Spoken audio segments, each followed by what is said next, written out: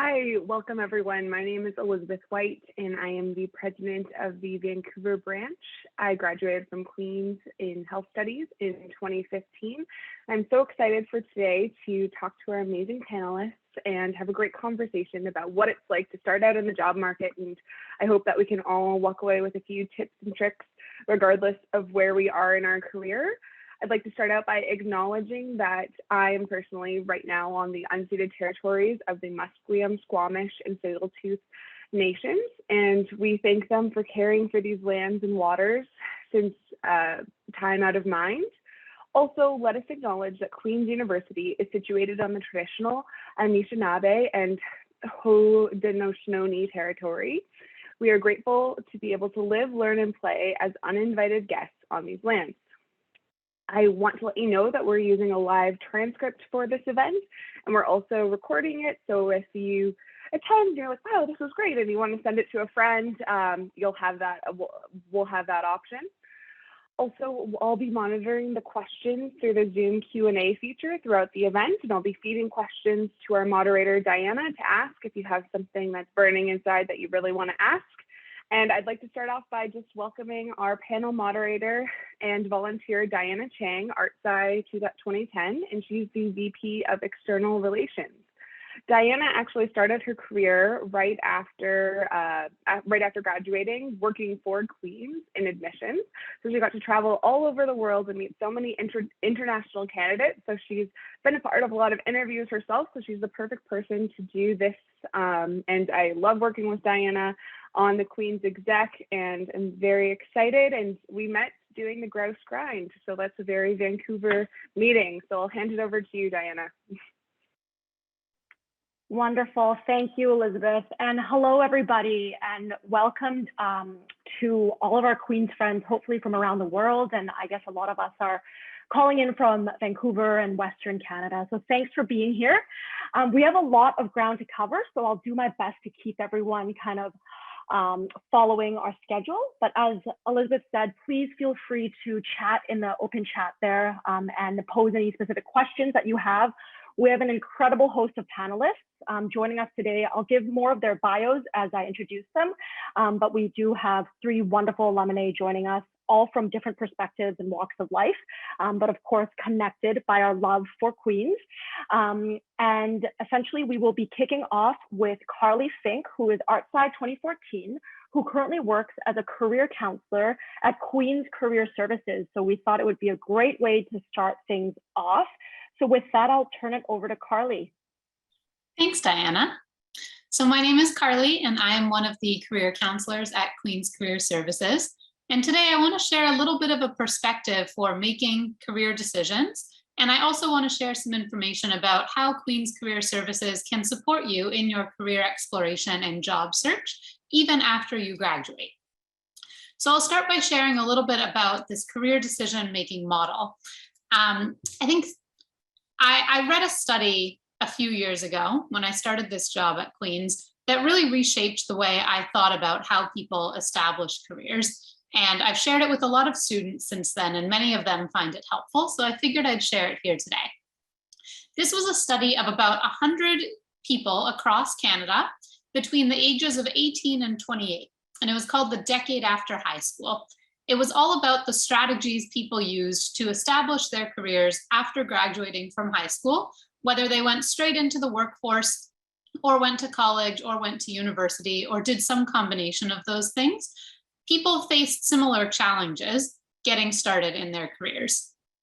And the authors of this study found that across the 100 people they looked at, they had 4 different ways of establishing their careers, 4 different kind of strategies that they used, whether they realized those were intentional strategies or not. And they used the metaphor of a sailboat to really describe what these strategies were. So in your career, you are the captain of your own ship. Your life is your sailboat, and the world around you and all the possibilities are the water. And it's up to you to try to find your way amongst the water and figure out how you're going to move from one place to the next. So let's say we all start out on one shoreline and we're all trying to get somewhere else, even if you don't know it yet.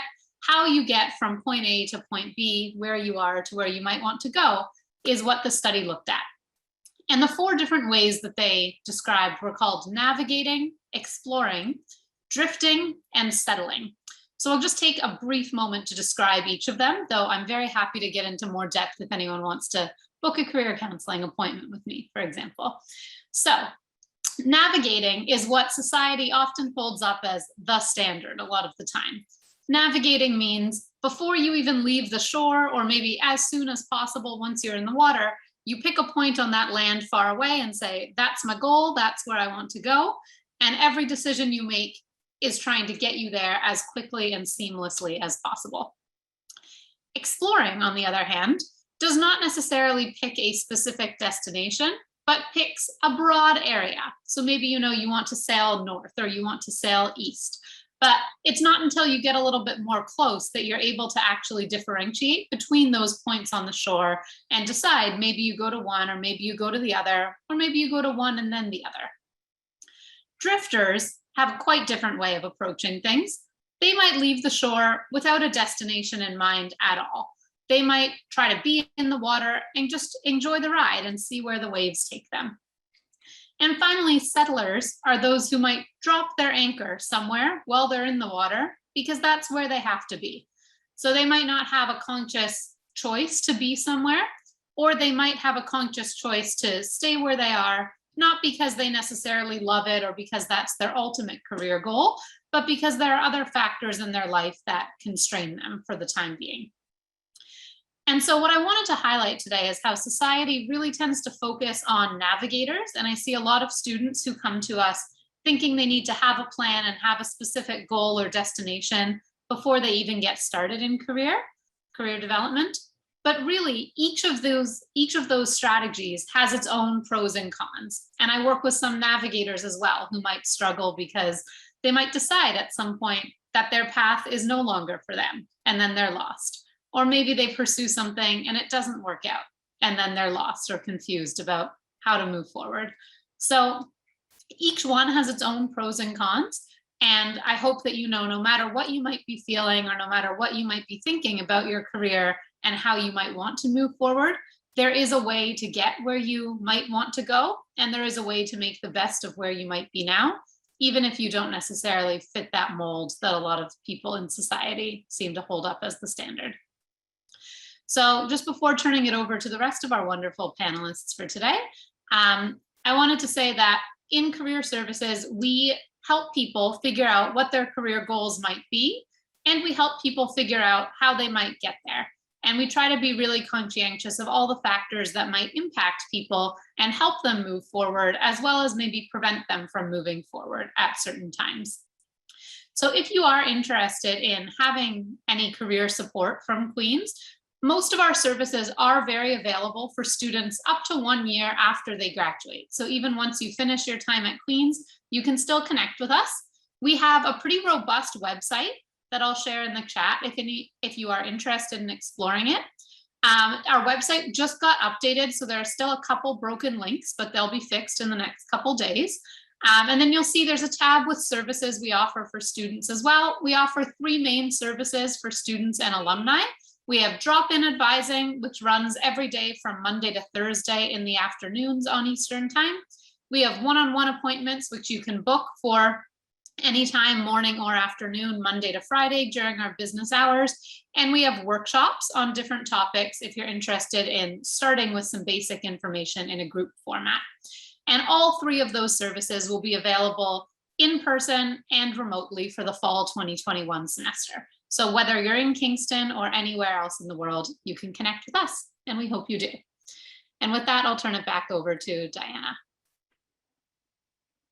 Thank you very much, Carly. I appreciated that metaphor. And it sounds like regardless of where we're at, maybe we hit different points in our own career trajectory, whether we're in an exploring space or maybe we're drifting or settling or navigating. So thank you for that.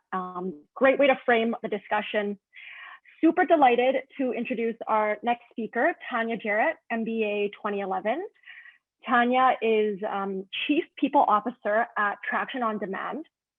She leads people and culture there. And since joining in 2018, she's helped lead the organization through rapid growth from 300 to now over 1,000 tractionites, they call them, across 3 continents. And she's very excited to drive the company's next phase of evolution. Of course, as a Queen's grad, she's also really involved in her community and serves as a board member of the Burnaby Board of Trade, and a big believer in contributing to the success of others through fostering a strong sense of self. As a biracial cisgender female whose parents are both Canadian immigrants, as well as a proud mother of 1 daughter, Tanya is a firm advocate for and believer in the celebration of diversity and the equitable treatment of all in our workplace. And so Tanya today will be discussing values and cultural alignment as part of your job search. Take it away, Tanya. Yes, awesome. Thank you, Diana, and everyone for inviting me to speak. It's my pleasure to be here. So many things are kind of running through my mind right now. I really liked the whole drifter piece as well, and I picked on that one because I think it is an exception when folks that are kind of just graduating or even going into school. I can say that because of, and I say 1 daughter because we have 1 human daughter and we have 4 fur children.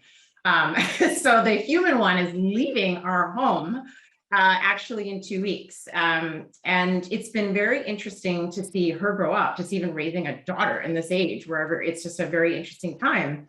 And, all these questions about what do I do? What do I study? Where am I going to work? I'm like, don't even worry about it, dude. Like, just relax and follow your heart. Because, for me, people say, well, how did you end up in HR? Did you do this program? And I'm like, I didn't even know what I was doing. Like, I didn't even know what I wanted to do until I was in my 20s, like mid-20s even.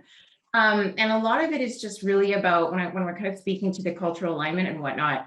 I think before even going that route, the most critical thing for me anyway was surrounding myself with people that I enjoyed working with. So I come from 10 years in video games and another 5 in film. So I come from kind of a fun, high tech, but demanding industry. And at that time, it was quite a lot of especially when you're talking about EDI and diversity, was very male dominated. And so I had the privilege of having a manager actually who just happened to be super, super high EQ. And as I was kind of fumbling my way through my career, because I've done a lot of different jobs, he sort of said, you know what, there's this opening in this company. And it was for a role on the game, like on the development side. And he's like, I think you should go because you're really good with people. I'm like, what? Like, okay, because it's interesting having someone tell you what they see as your towering strength. So I kind of was like, all right, trusted him, and I went for it. And so began the journey to kind of where I am. And why I share that is, this is a really, in general times for sure, but right now is such an interesting time for our society. We're coming, I hope we're coming soon out of this pandemic. The pandemic has really forced many of us to rethink what it means to be happy. And when I say happy and engaged and fulfilled, I don't just mean in the workplace. I remember not too long ago when you had to, prove that you were a long tenured employee in good standing, and you had to get your manager's approval to work from home, and how different that is, that we've all come to realize, wow, we can be productive.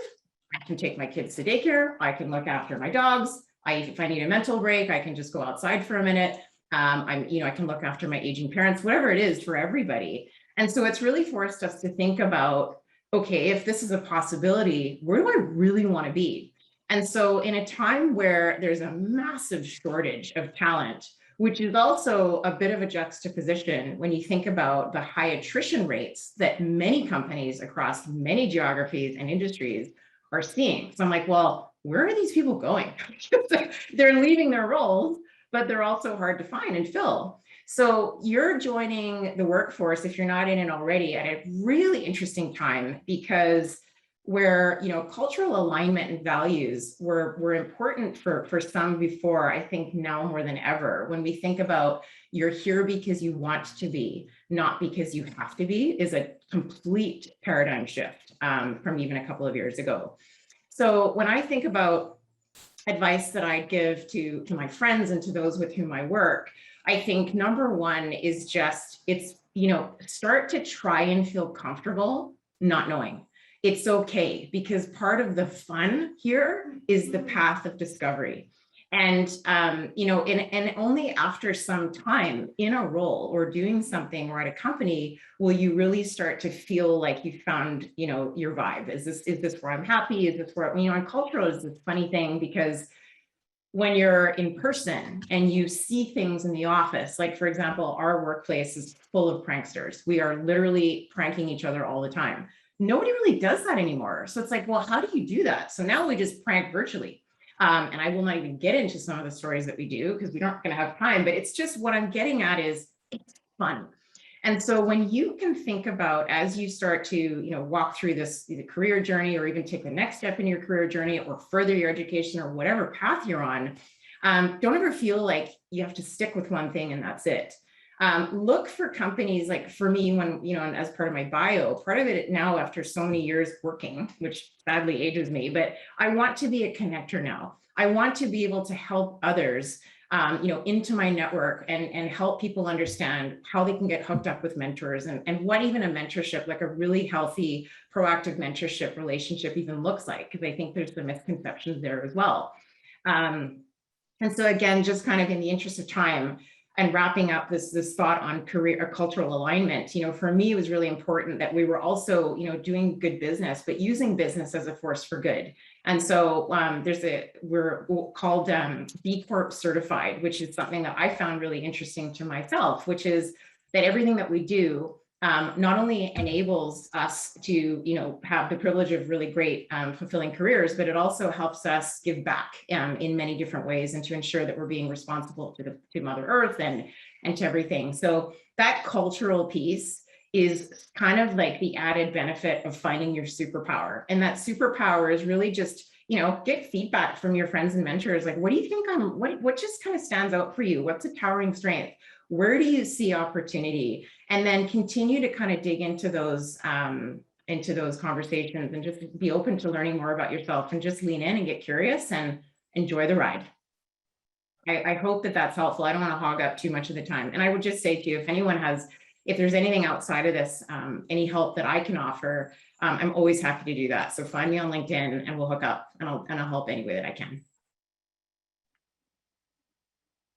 Thank you so much, Tanya. I really like the line where you said, here because you want to be, not because you have to be. So that agency of choice that all of our grads have right before us. So thank you for that motivating piece. Next, we have Katherine Bell, MBA of 2003. She considers herself, and I can see it starkly from her LinkedIn as well, a successful serial entrepreneur, business leader, and best-selling author. Katherine focuses on awakening the fire within as founder of the Awakened Company. Katherine founded Blue Era, a Profit 500 executive search firm. So in addition to kind of understanding the value of that inner flame and drive, she's also spent much of her career in the executive search world, recruiting for top talent. And she now helps organizations develop culture strategies. So we're seeing a theme really today on that value of culture. Today, Katherine will be speaking on hunger and drive in the job search, and kind of entrepreneurial grit and how she got to where she is today. So over to you, Katherine. Thank you so much, Diana. And I just want to first say, Carly, I have been both navigating, exploring, drifting, and settling in my career. And Tanya, if my eyes look a little fuzzy, it's because I dropped my son off to university today. So it's been quite an emotional day, and that whole question. And I guess I want to begin with two stories. And first is, I started off in sciences and I decided it wasn't for me. So I did a shift and switched into arts. And that was the right move for me. So one key takeaway for me is follow the threads of your interests, follow what motivates you, follow what feeds your inner flame. And you can only do that with self-awareness. Now you think, I graduated with a sociology degree. How would I ever find a job? Well, I can tell you, I sent hundreds of faxes. Yes, it was the time of faxes. I'm aging myself. But in that, sending out the hundreds of faxes, I kept on learning through the process. So part of what Tanya was saying is kind of engage in not knowing and play with not knowing. And I would really invite everybody when it comes to job search to take that approach. I've also interviewed thousands and thousands of people to hire them. So there's specific things that I look for that, let me give you one piece of secret sauce is open-mindedness and open-heartedness. The more curious you are, that comes across, and the more likely you're going to be hired and successful because you'll keep on learning and growing. Carol Dweck speaks of an open mindset or a closed mindset. Bring the open mindset to work. The other thing is I did a complete pivot in my career. I went from market research to executive search. So don't be afraid is another, just take that leap of faith is what I'd encourage. So I'm here actually to speak about hunger and workplace culture. So let's switch the slide now, if we could, please. The next slide. So let's talk about entrepreneurial grit. I'm a serial entrepreneur. With my colleagues and my teammates, I've built a Profit 10 and Profit 200 in Canada. And here are some things that I think everybody should know. People are hired for technical skills and fired for personality. And I think more and more, as Tanya was alluding to, it's going to be more about, is there a values fit?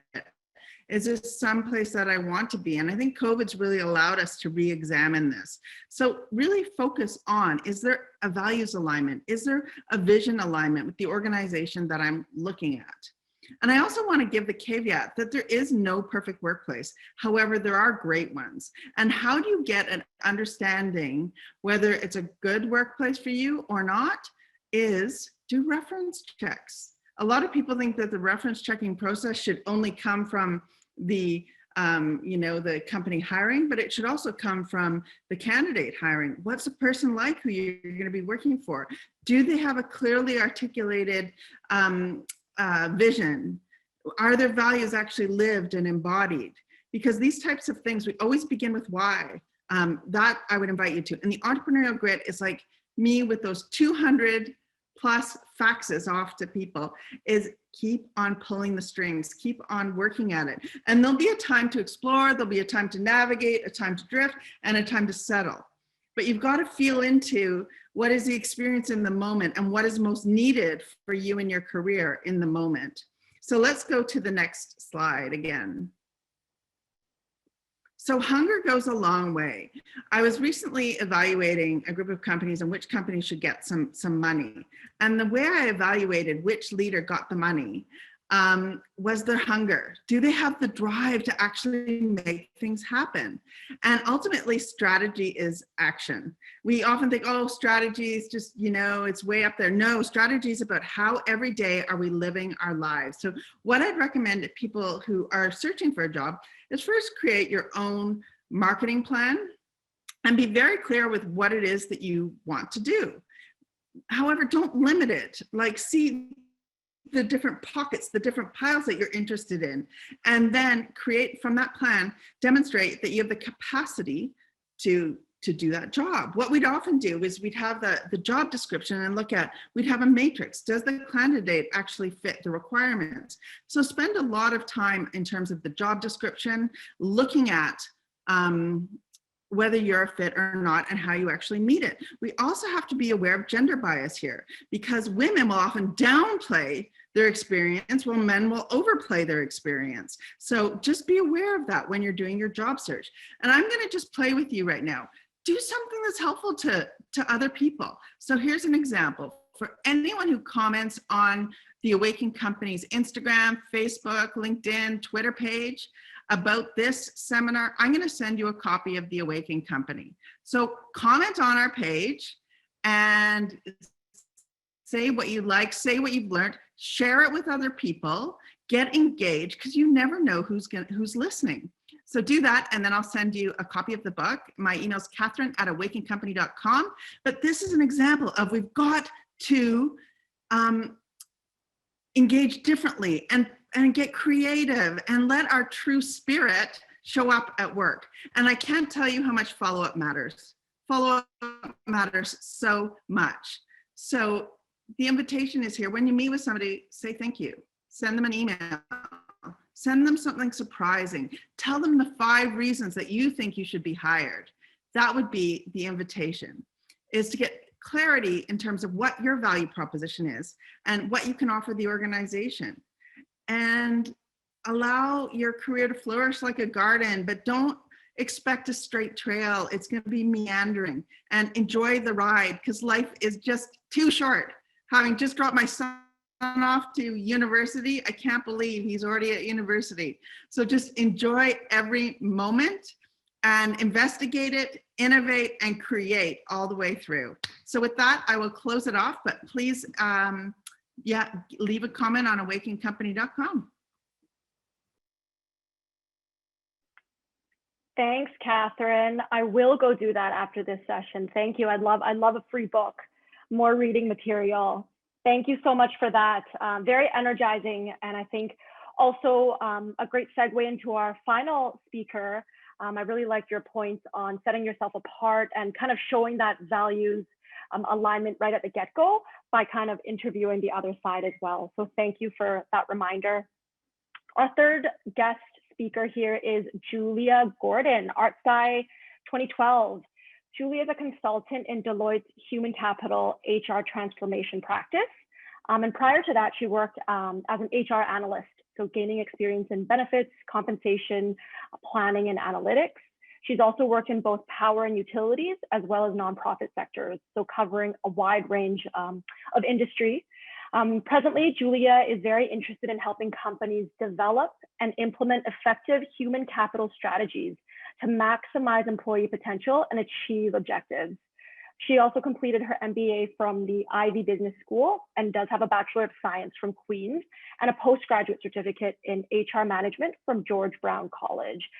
Today, Julia is going to discuss kind of interview do's and don'ts, things to look for when putting together your resume, and we're really excited to hear from her.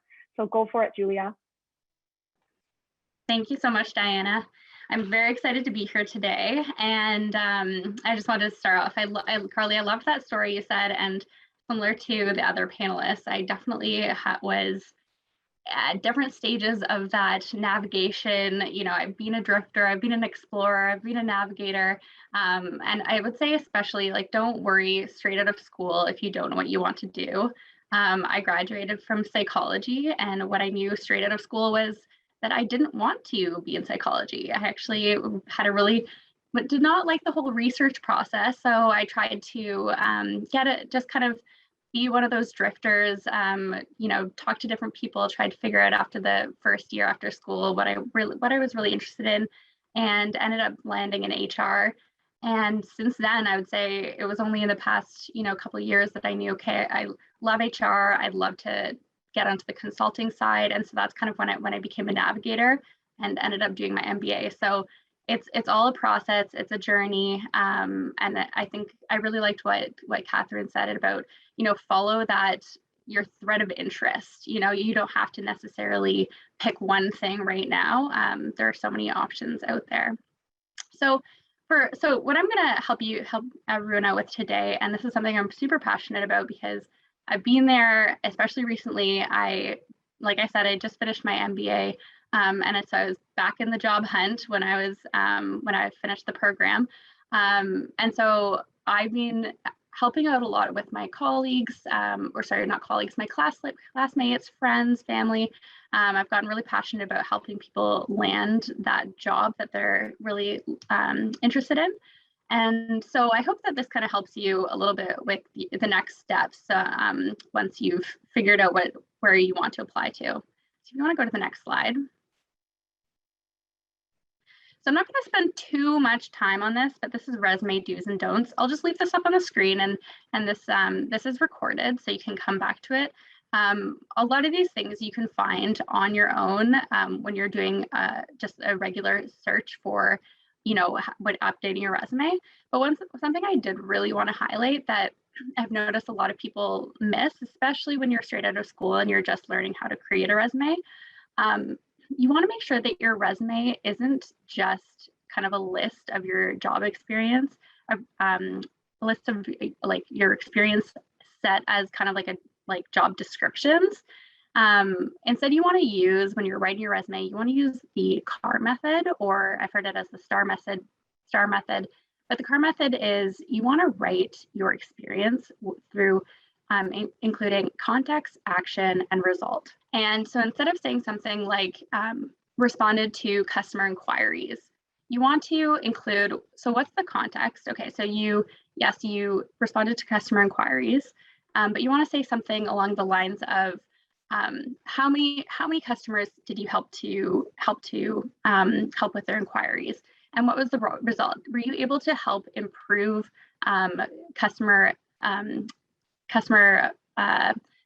were you able to include or improve the customer experience in any way?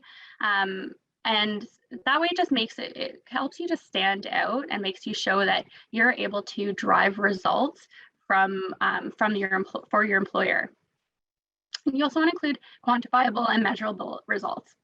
I had a really hard time coming from HR in the very beginning when I was applying for roles, because I looked at my job and I didn't think that I had too many quantifiable numbers or measures that I could include. But it could be just things like, how many people did you help?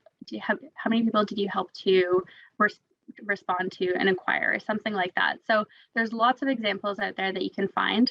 And finally, a little thing that you can see at the bottom of the screen. So most employers are using an applicant tracking system these days, and this is for their initial screening of candidates. So you want to ensure that your resume is ATS friendly. So that means that it's in the right format. So it's really important when you're applying to a job, read over the application instructions carefully, because it will tell you how to, or what you can submit, whether it's a PDF or Word file. You also just don't want your template to be too fancy. So ATSs will not see pictures. So it's just really important to not include too many graphics or things that the ATS won't be able to read. And so for interview prep at 101, so again, this is kind of an area that I'm super passionate about. I've helped tons of my friends and classmates during the interview process. And so here are some of my 10 best practices. So the first one is build your own interview question bank and checklist. What do I mean by that? So I've now I've been in different interviews for, ever since 2012 when I graduated. So it's been years. I have over the years built up my own personal interview question bank with different questions that I've been asked at different interviews for a number of different roles. I've also done my own research online, and I've picked questions that will help me as I'm doing my interview prep. As well, develop a checklist. So this is it could be the actual date, for the day of, and it just helps you to get prepared, and so that you're not scrambling last minute to show up prepared for the interview. So it's just things like, remembering to grab a water bottle before you leave, a pad of paper and a pen if you want to take notes during the interview, anything like that. The second is do your research. A lot of people are familiar with, understanding the company and role, doing the background research. So when you're doing that, you want to look at things like news articles and company websites, of course. You also want to look up your interviewers. So if you have the opportunity, if you're provided the name of your interviewers, look them up on LinkedIn, see what their experience is, see if there's anything that really interests you about their experience that you might want to bring up in the interview. What was their progression like at the company? So that's something that's really important, and it's just so easy to do now that we have LinkedIn. The third one is understand the type of interview. And I just wanted to throw this in there because I had an experience with a friend who was helping her apply for a job. And she showed up to the interview not realizing that there was actually a case involved in it. So you want to find out, whether the company that you're applying for, is it a case interview that you're going to be doing? Are you going to have to do a mini presentation? Is there a technical interview component to it? Usually the HR rep will tell you well enough in advance for you to prepare, but there's also ways that you can look this up online ahead of time as well. The next one is so practice relevant interview questions and buddy up. So find a friend, find a family member, and just keep practicing with the same person, and they can ask you the same questions, but help you develop your own answer. And this just gets you a little bit more comfortable in the interview process. Next one is know your pitch and 3 to 5 significant stories. So your pitch is what you've heard of like as your elevator pitch. So, you know, what if you had 1 minute or 2 minutes to describe your experience and your interests, what would you want to say? And then 3 to 5 significant stories are things that in your past work experience were something that was really significant, and you can demonstrate through those stories a few very key skills that align to the job that you're applying for. Next one is film yourself practicing. This is super awkward thing to do, but I highly recommend it. It was a way that I was able to realize like little things that I did during an interview, body language, that sort of thing. So it just helps you to look a little bit more professional when you show up the day of.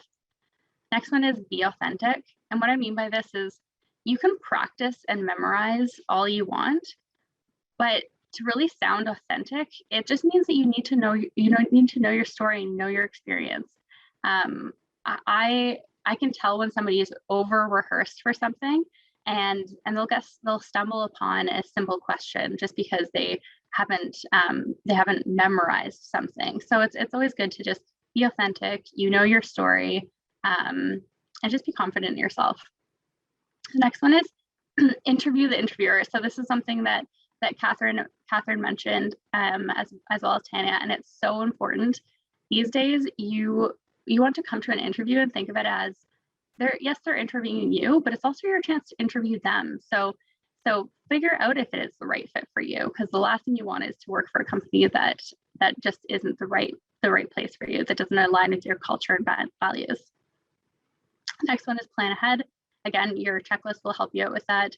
And a really important piece nowadays is with technology. So if you're doing a Zoom interview, make sure that you have everything set up ahead of time, because you can still be late for a Zoom interview if your tech doesn't work. So that's very important. And finally, be kind to yourself. This is, for me, when I was graduating the MBA, applying for jobs during the MBA, I had really, really horrible anxiety during the whole interview process. And it's just, I really needed to remind myself that, that at the end of the day, if you don't land the job right away, it might have been that the fit wasn't for you. So just be kind to yourself, know that the right role is out there for you, and just be confident in yourself and your abilities. And I think I spoke a little bit too long, so I will pass it back now to Diana. I did include at the bottom of that page just some interview etiquette, but again, I'm not going to go through that just because I think it's some stuff that you can look for online. Thank you so much. Thank you, Julia. Super helpful. I feel like I was going back to school with your slides there, so thank you for that. So now we're going to launch into the live Q&A, and a lot of you asked questions in advance, so thank you for that. And prior to that, we're also putting 2 quick questions out. It's just for polling and for us to kind of gather a better understanding of where our audience are from today. So please feel free to answer those when they pop up. And as you are doing that, I will go right into our first question. I am going to direct this to all the panelists because I think this is a relevant one for everyone. What is the best way, in your opinion, to tactfully network online and through LinkedIn? Go ahead and answer. Okay, I'm the only one off mute, so I'll just jump in. I think, for someone, I get a lot of requests that are just, hi, I want to connect with you, the standard. And it's like, I don't know why, I don't know how I can help you. I don't know what, there needs to be a purpose. So I think if you can craft, again, there's a theme about being your authentic self cropping up here, which is really cool. And I think it's just being comfortable sharing a little bit more about what it is that you're hoping to get from the connection. And if I get a connection request from someone that says, hey, you know, I'm just starting out on my job search, I've done, you know, research on whatever it is that has brought them to my profile, that to me took a lot of courage to just put yourself out there. And it makes me absolutely want to connect and help. So I think it's just adding a little bit of personality and showing that you're investing effort into this, that it's not just a template, if that makes sense. So that would be my advice. Yeah, I agree with that. And I think the only thing I would add to that too is with LinkedIn, there's a way that you can, if you see someone who you really want to get to know, check to see if you have any connections already, like connected with someone who knows them, and reach out to that person and say, hey, I noticed that, you know, I see Katherine on LinkedIn. I'd love to get to know her a bit better. Would you be able to make the introduction? But again, I think having an intent and explaining the intent behind it, as Tanya said, is so important. And for me, I'd just like to really echo what Julia and Tanya said. Intention matters, and don't waste people's time saying, can I have a coffee chat? Even though it may not be a fit. I get thousands of requests for coffee chats, but there's no kind of connection to what I'm doing. So be very deliberate and purposeful, back to this marketing strategy I spoke to at the beginning, and perhaps kind of drawing on what Carly spoke about as the navigating and exploring aspects of job search here, to really be deliberate with coffee chats. And as Julie was saying, link in people so that there's some kind of connection. I'm far more likely to engage with somebody who says, hey, you know Julia Gordon, hey, you know Tanya Jarrett, hey, you know Diana, will you have, I'll say yes to that. So really, really use your network. And don't underestimate people's ability and desire to be helpful. People want to help other people be successful. And I also really want to comment on something that Julia said, and it came up yesterday when I was speaking to a young person, and that's be kind to yourself. Just take a breath, be kind to yourself, and enjoy the process. Thank you so much. I'm going to direct this next question to Carly here. The question comes from Megan, and she's asking, what advice do you have for following your heart and going for what you're passionate about when sometimes all the signs are pointing to a more certain path? Any tips or tricks on that one, Carly? Sure. Thanks for asking. I have a couple of things that I wanted to share in regards to this question. And then I'm happy to open it up to other panelists as well, if anybody else wants to jump in. So the first thing I'll say is that I fully understand and respect the follow your heart. And yes, that's great in theory. And there are lots of times when following your heart can be absolutely wonderful. I also think that society has developed almost an unhealthy obsession in my mind with this idea of following your heart or following your passion, and assuming that that's the only way or the primary way to develop a fulfilling career. I think that is one way to develop a fulfilling career, but there is also the option of not necessarily doing those things full-time as a job, or at least not at this point, and still finding ways to integrate those in your life and finding other aspects of work that might bring you satisfaction. And there are certainly times at which people have interests and people have life needs that don't necessarily align. And so in certain situations, you may not be following your passion, and that can be a hard thing to reckon with.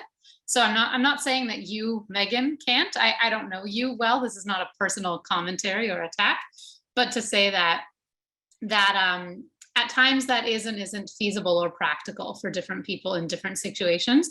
And I think it's okay to give yourself permission to not follow your heart, or to not do something that you might want to do in order to gain something else that you might want to gain at certain times.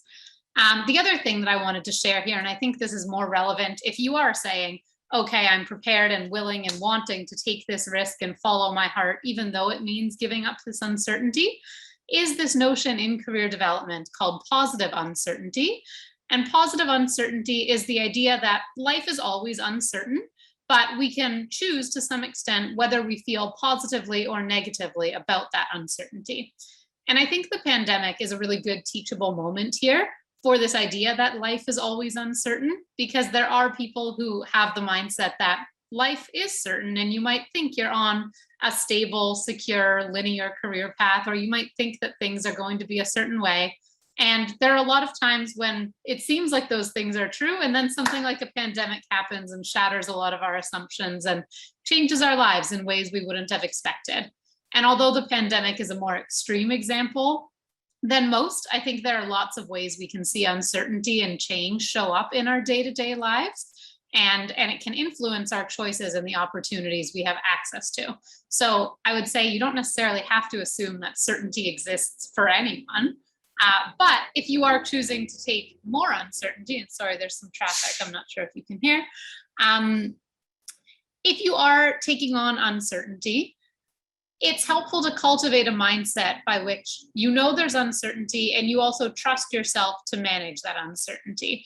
So there are a number of strategies you can draw upon, both from psychology and mental health literature, as well as from career development literature, to get yourself coping with uncertainty and realizing that that is a fact of life, and it's the life that you're choosing to embark on, or in some cases not choosing to embark on, but that you're kind of thrown into for one reason or another. And yet it doesn't necessarily have to be overwhelming if you know how to handle it. So some of those things can include preparing more in advance, can involve trusting your gut or your intuition, can involve making more connections with people in a given field, can involve learning from a mentor or somebody who's more experienced navigating that uncertainty, or learning things like mindfulness and meditation to simply keep yourself calm and grounded when things outside of your body might feel really chaotic. That was a pretty long answer. Thank you very much. Moving on to a concrete request, and it's kind of funny. So to our panelists, what is the worst thing you have seen someone do in an interview? And if nothing specific comes to mind, what do you think is a big mistake that candidates make during the interview process? Julia, would you like to start us off with that one? Sure. And this is actually something that I was thinking about before coming on this. I helped a friend out recently. So it's not my direct story, but I have seen this as well. But she came to me, so she owns her own company, and she was interviewing someone. And something she said to me, you know, I really liked this candidate. The one thing that I worried about was that they were kind of bad mouthing their past employer. And I questioned her a little bit about it, like, well, what do you mean? And it didn't sound too negative, but the way that the candidate was framing it made it sound like, you know, there could, like, if she was to bring this person into her company, then it could potentially cause some bad office politics, and there might be a little, like, she might bring in some drama, you know, gossip and that sort of thing, and that just isn't something that she wanted in her workplace culture. So I think you have to be very careful when you're speaking about your past employers, especially if you had a bad experience. Is there a way that you can frame it in a positive way and especially, you know, don't name names, maybe don't talk about, you know, specific manager, but just say, it's a situation, it was a situation that, like, wasn't the best situation for me, so I decided to move on. Just make it a little bit more, I guess just don't bring that negativity around, because we weren't there when you were working for that company, so we don't know what actually happened. And in this case, you know, the candidate didn't get the job just because, and it could have, maybe how she framed it just wasn't the way that she should have framed it. But anyway, it's just something to keep in mind when you're talking about your past employer. Thanks, Julia. Anything to add, Tanya or Katherine? I would actually just build on that. So that's happened, and I agree with everything that Julia just said. The other two things that come to mind is if you are asked a question about something you've done in your role or at a previous company, probably not the best idea to answer that with, well, I can't really talk about it and it's highly confidential, but, and then blah, blah, blah. Just like, you probably shouldn't have done that. So even like it's just that maintaining that professional grace is really important, because it really showcases how you handle difficult situations, right? And sometimes these things do pop up.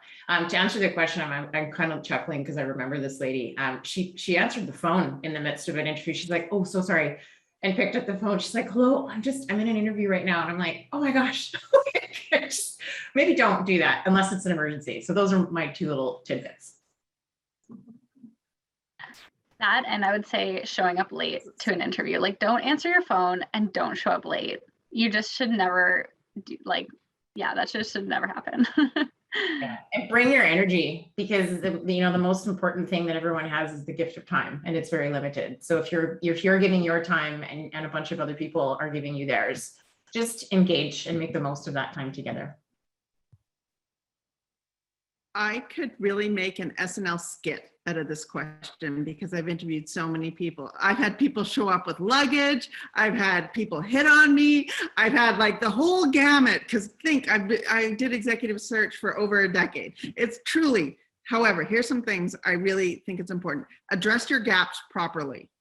Don't hide whatever is in the gaps.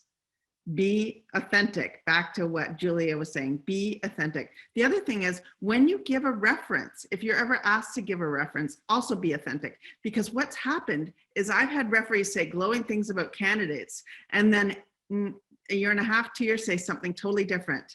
So I think we also need to flip the switch on just be authentic in your business dealings, because it will haunt you if you don't. So, and also admit, like one thing I love to ask is, tell me a reference you don't want to give me. Explain to me somebody who you don't want me to use as a reference and why.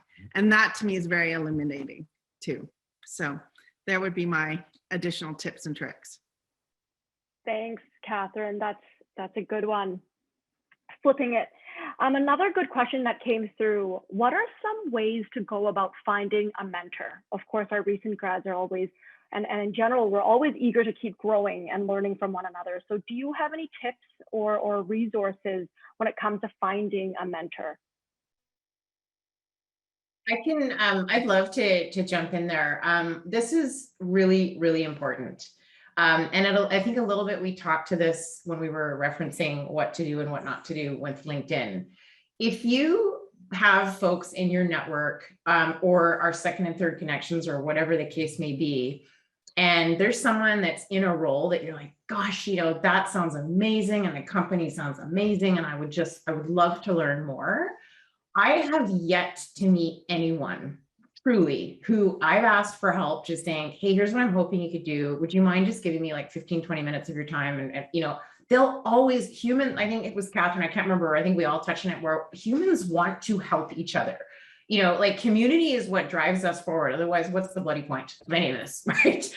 And so I would just say again, like really do your research. Like if you just randomly find a CEO or CFO or whatever it is that you want to pursue, and you're like, hey, can we connect? Like probably not going to help you, right? And it's not because I don't want to, there's only a limited amount of bandwidth. But if you're like, hey, Tanya, I saw your profile, or I'm interested in traction for whatever it is that they're interested, and here's the ways that I would love to connect with you and what I was hoping to get out of it. Would you be open to, and tell them how much time you're thinking, like 10 to 20 minutes. I would bet your success rate is pretty in the high 90s if you get responses. And then you just start by having conversations and just ask the questions that you're curious about. And in the network, it's the beauty network, is it that conversation will lead to something else, will lead to a shared interest in a sport, or I also have a son, going to university. And so now I already have a note in my book to reach out to Katherine, who I just met through this panel, to give her some consoling, and she can console me next week, right? Like that's just how you build friends and community. So that's my 2 cents. And to build on what Tanya said, one thing that's really helped me for my career is having a personal board of directors and asking people if they'd be willing to be on it and to get their input. Like ask profs from Queen's, ask your teammates, and get as a broad a group as possible to be on that board of directors to help inform you and kind of provide nourishment. And it doesn't have to be a big commitment, but as Tanya was saying, just ask. And I would encourage people to have more than one mentor, that to have a really diverse group of people who kind of are always at their back, supporting them in what they're doing, supporting you in what you're doing. So that. Well, and don't just pick your friends or people that'll give you the feedback you'd like to hear. Yeah, I'll also add on to, I agree with everything that's been said so far. I would encourage you to think about what you really want to get out of a mentorship relationship, because I think mentor is a big buzzword, and it's a great word, and mentorship can be wonderful. But sometimes people go after trying to find a mentor without really realizing what they're looking for. And much like others have said, people's time is limited. So a mentorship relationship will be most beneficial when you have a goal for it and you can get what you're looking for from that person. That doesn't mean use them or ask them for big favors right away. Much like developing any other relationship, you want to get to know them and build some trust first. But there can be different kinds of mentors for different things. And just because you might like what somebody's career looks like doesn't mean they have to be a mentor. You can still learn from each other and remain connected, or maybe they can help you out in some way without necessarily being a mentor. Thanks, Carly, Tanya, and Katherine on those fronts there.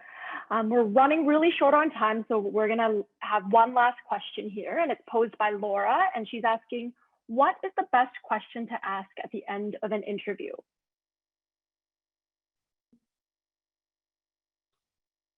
Okay, I'll go first. I don't know why. I feel like I'm talking too much, and I'm like, no one's off mute. For me, when someone says, if I were to be the successful candidate in this role, what would have I done to have made a real positive impact? To me, that is so insightful. It shows that the person genuinely wants to know what they can also do for the company in return. And it says so much about character. It says a lot about grit, and it says a lot about their engagement. So that would be mine. Also, that's great. I'll add really whatever you want to know. I mean, as has been discussed before, an interview is a two-way conversation where they are asking you questions. You also have the opportunity to ask them questions that will help you assess whether this is going to align with your own needs and goals. So if you know, based on your past work or volunteer experiences, what aspects of a workplace really work well for you and what don't, try to come up with some questions that will get them talking about those things.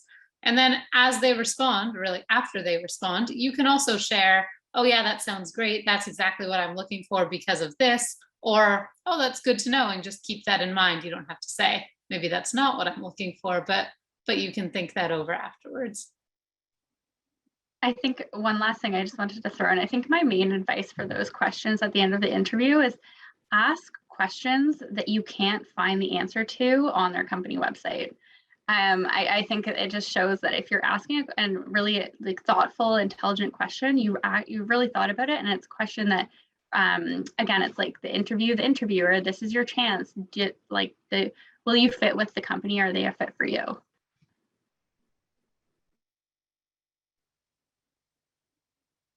Anything to add, Katherine, before we wrap up? Remember that you're both there to collect data. And I had over 90% success rate in executive search. And the reason why is because of data, and data on both sides. So data from the candidate's perspective and data from the client's perspective. That is the organization that's hiring. So look for as many data points as possible and use research and ask your questions, as Carly was saying, on what's needed, what most needs to come out. And the other tip I would say is always follow up with the top 5 reasons you think you should be hired if you're genuinely interested in the role. Really wonderful tips, everyone. Thank you so much for joining us today. I certainly learned a lot, and I'm so happy to have met each one of you and to hear more of your perspectives. I will turn it back over to the president of the Vancouver Alumni branch here, Elizabeth. But thank you once again to both panelists and attendees for joining us today in this short 1-hour chat. Great. I'll echo those thanks to the wonderful panelists. Such a great conversation. It's funny how we've all gotten so used to having It feels a lot more natural now to have these virtual conversations than I did in March. I think a highlight for the event for me was kind of what everyone shared, what their, I think Katherine's story, I'd like to hear Katherine's SNL skit about silly things that people have done in an interview.